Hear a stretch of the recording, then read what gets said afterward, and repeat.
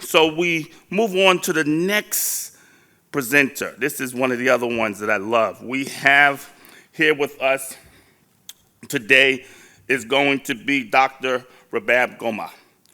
She was a student of Dr. Mann's, and as I mentioned, Dr. Mann is not with us today, and may Allah give him a speedy recovery. Today, she is an acclaimed author who has graciously provided her book to all of the presenters, The Wealth of Women, Understanding Islamic Financial Laws. Dr. Rabab Gomaa holds an Islamic Studies degree from Islamic American University, a master's in Islamic Studies from American Open University, and a PhD in Islamic Law from American University for Human Sciences. Originally an architect by profession, by profession, she has devoted her life to the study and teaching of Islamic studies. Dr. Gomaa has a deep-rooted interest in women's studies under Islamic law, general Islamic law, Islamic history, and comparative fiqh.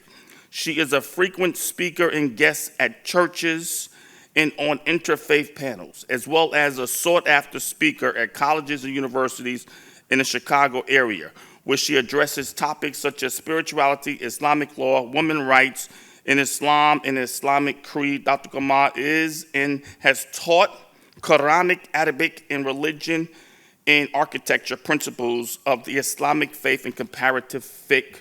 Dr. Gomaa is affiliated with the Arab Academy for Sharia Sciences in Beirut, Lebanon, where she specializes in comparative fiqh and serves as PhD thesis review advisor and academic dissertation. And I'll add, this is not on her bio, the great poet Tupac Shakur. He said, man, we came from a woman, and therefore we have to honor our woman. And so we want to welcome you up to the podium, Dr. Gomaa.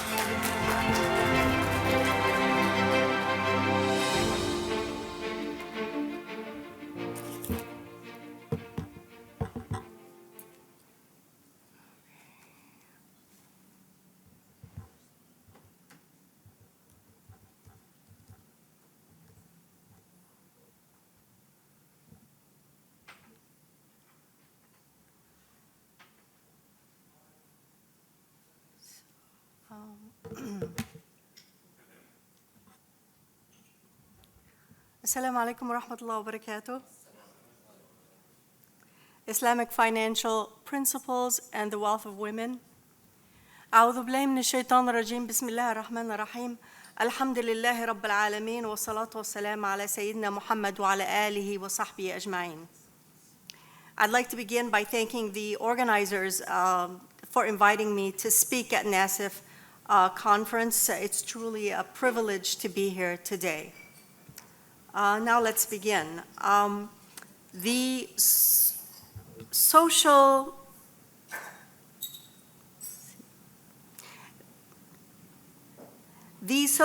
impact of Islamic finance begins at home.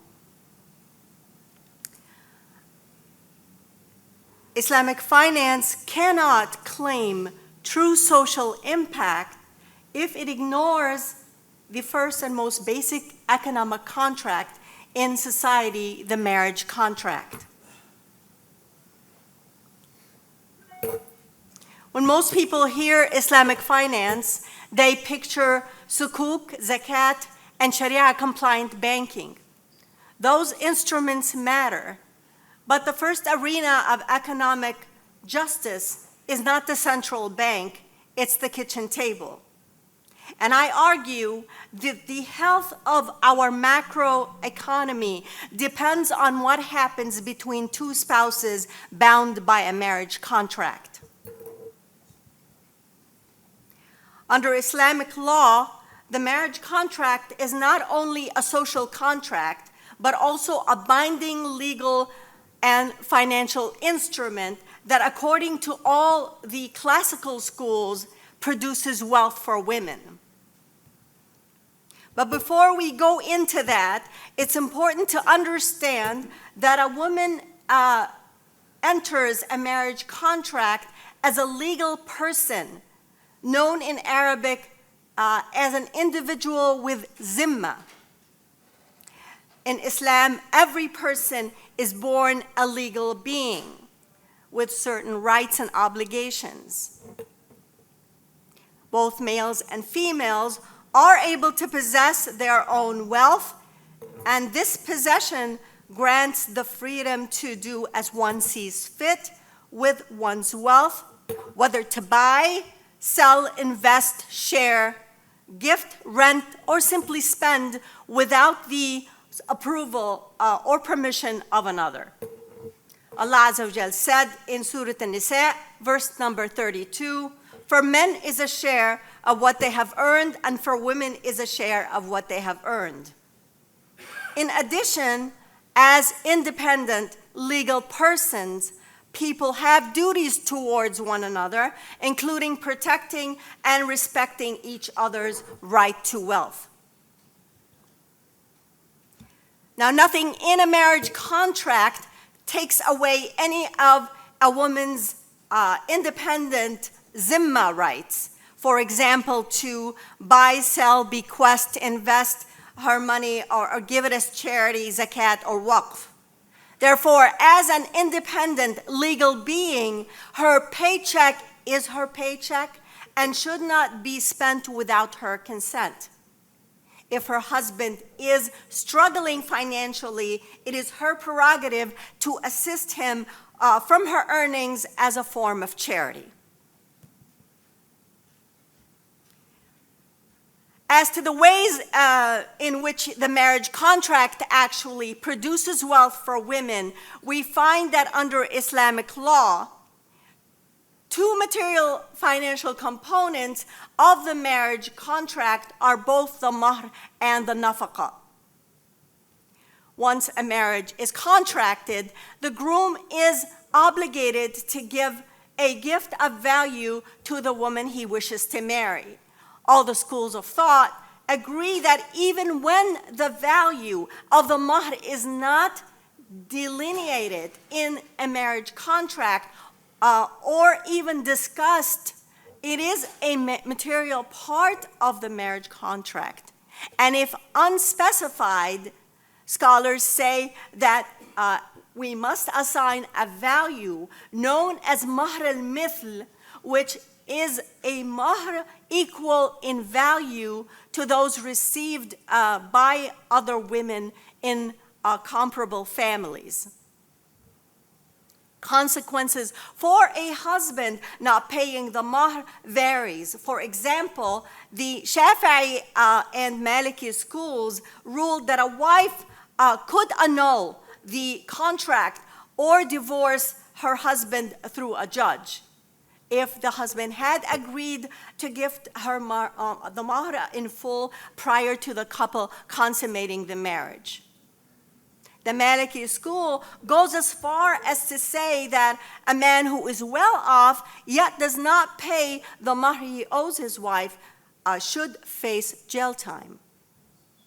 Also, all four major schools of thought agreed that if a specified partial or full mahr has not been received by the bride prior to consummation, she is rightful to refuse marital relations and is not obligated to fulfill any spousal responsibilities or duties while her husband remains responsible to spend on her living expenses. Scholars agree that another material component of the marriage contract is nafaqah, or marital maintenance. This means that a husband who enters into a marriage contract must provide all living expenses such as food, clothing, and housing for his wife. The Quran is clear that when a man marries a woman, he takes on the responsibility of provider.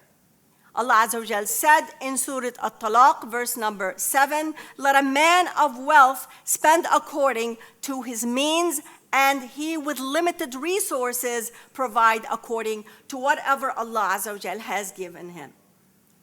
Nafaqah is not a favor, but a contractual obligation affirmed by all the schools of thought.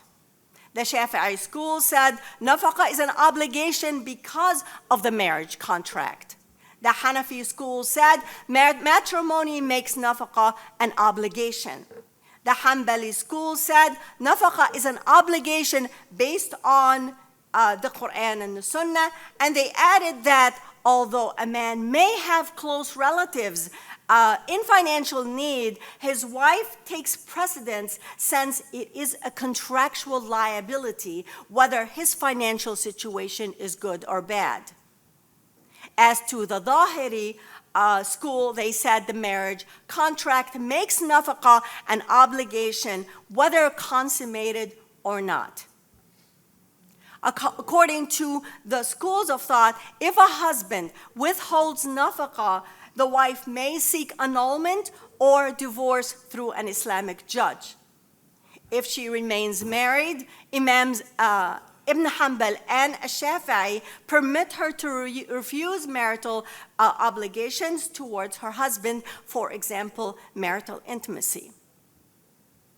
Islam places the responsibility of nafaqah entirely on the man's shoulder, and teaches that a wife should never feel pressured to provide for herself or her family. Scholars interpret any such pressure as bringing harm to wives, as stated in Surah At-Talaq, verse number 7, "Let them live where you live according to your means, and do not harm them in order to oppress them." The marriage contract is a financial instrument that must be abided by, and importantly, it is given more weight and importance than any other contract referred to by Allah Azza wa Jal in Surah An-Nisa as a solemn contract or a solemn covenant. Now today I am sharing findings from my research, which was also published in my book, The Wealth of Women, Understanding Islamic Financial Laws. My research was a qualitative study of 21 Muslim and non-Muslim women married to Muslim men. I wanted to know, are women's financial rights being honored in practice? And what happens to the individual, to the family, and to society when our financial obligations towards women are either upheld or neglected? According to my study participants, answers to these questions were disheartening, to say the least. My study revealed that this diverse group of American women married to Muslim men in the U.S. have, for the most part, not received the most basic financial rights according to the Sharia. 81% of participants faced mahr violations. 67% never received the mahr. 48% had a specified mahr that was never paid. 72% of these women were denied their right to nafaqah in one way or another. For many years of their married lives, study participants found themselves spending from their parents' money or from their own personal wealth, whether from earnings, inheritance, or some other source of wealth, to pay for housing, groceries, clothes, transportation, and medical needs.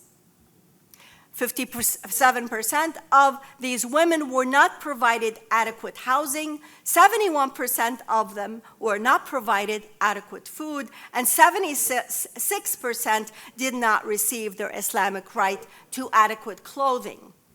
Now, these figures are certainly alarming, and they highlight the purpose behind my book.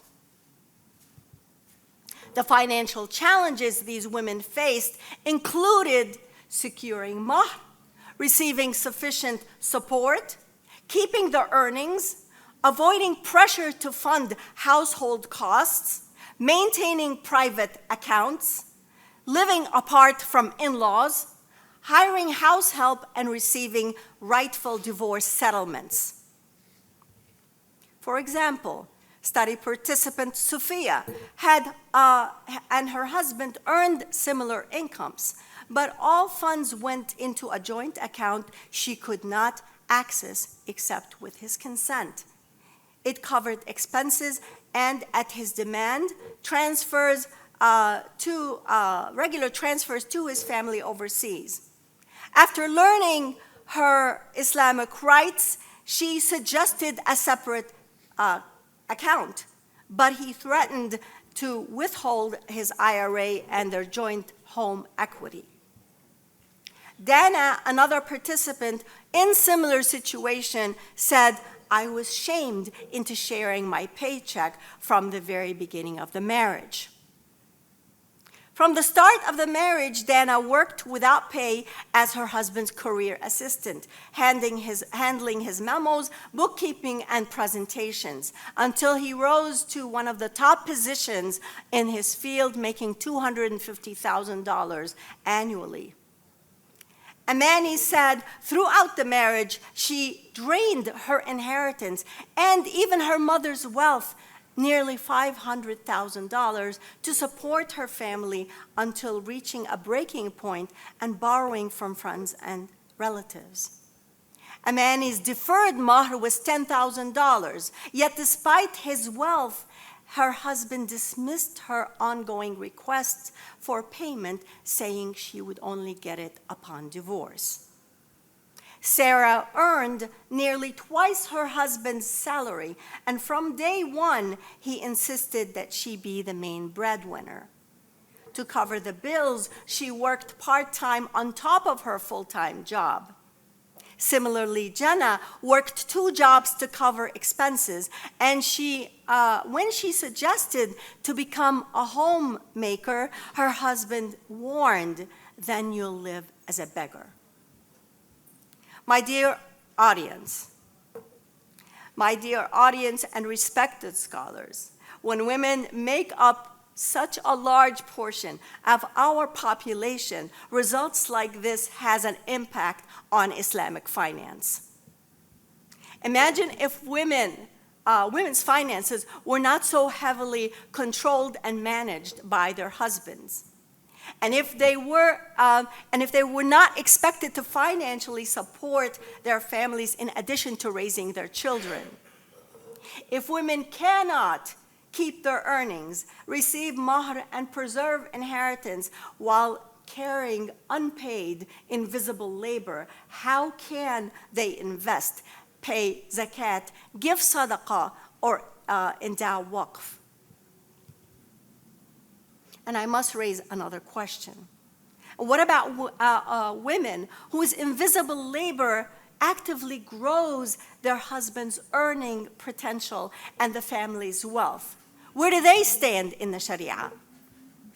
The truth of the matter is, because Islam recognizes a woman as an independent legal person, even when she is married, it recognizes her invisible labor. And this is why the Maliki school recognizes a legal tool called al-kad wa si'aya, or labor and economic contribution. This doctrine entitles a wife to a share of the marital wealth if she contributed labor or capital to her husband's enterprise, managing a shop, handling the books, or investing her own salary into the family's estate. In Morocco, the concept of al-kad wa si'aya includes a wife's contributions such as caring for her in-laws or performing domestic work during the marriage, especially considering that all 4 Sunni schools agree housework is not a wife's obligation to her husband. But whether one accepts that interpretation or not, it is only just to say that if her financial input helped to grow the family portfolio, she has a claim to that portfolio. And its absence carries a cost that includes not only economic insecurity and poor mental and physical health during the marriage and post-divorce, but of her lack of contribution to the greater economy. Fact is, if women exit marriage without recognition of their contributions, we're producing poverty out of piety. And that is not what Islamic finance was built to do. Solutions do exist. So we can treat household finance at the same seriousness as business finance. The imams performing the nikah should ensure a fair mahr is recorded and paid directly to the bride with a clear date for any deferred portion.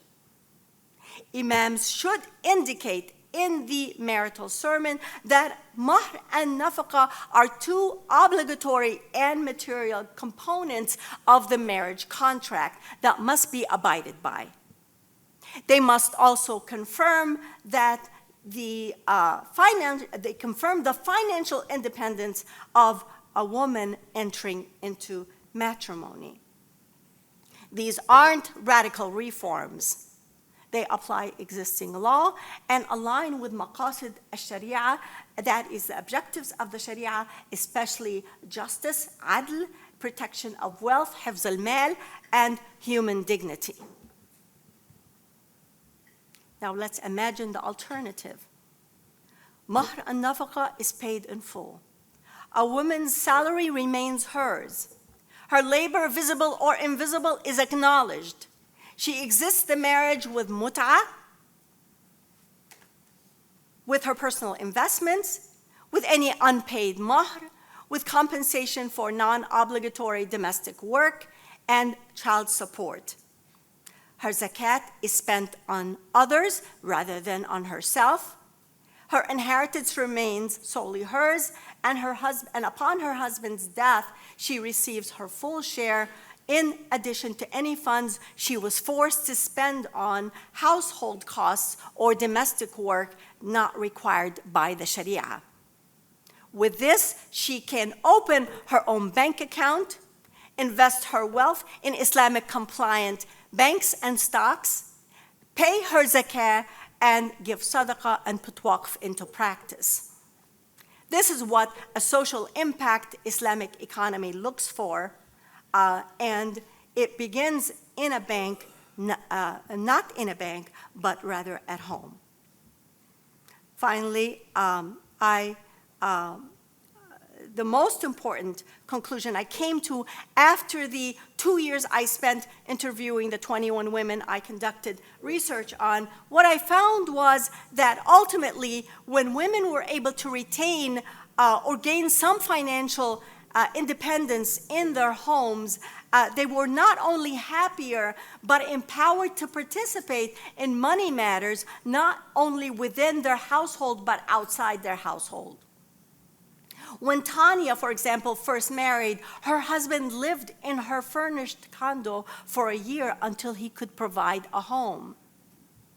Once this happened, she was able to sell her condo and pay off her college loans and credit card debt. Years after, an imam clarified that her earnings were hers alone, a turning point for Tanya that gave her financial freedom. With her own income, she bought a car, she traveled abroad, and still chose to contribute to groceries and an orphan charity. For Tanya, the shift from obligatory spending to giving voluntarily transformed her sense of power and independence. Suzanne linked her marital happiness to her financial independence and her husband's support for her humanitarian work with refugees. Fariha enjoyed one particular benefit of earning her own money, being able to generously give charity from her personal wealth as a way of investing in her hereafter. So the next time we consider ways for women to take part of Islamic ethical investment, and true social impact, let's start with the marriage contract, because that's where financial wealth for women who enter into matrimony is either reborn or broken. Thank you so much. جزاكم الله خير. والسلام عليكم ورحمة الله وبركاته.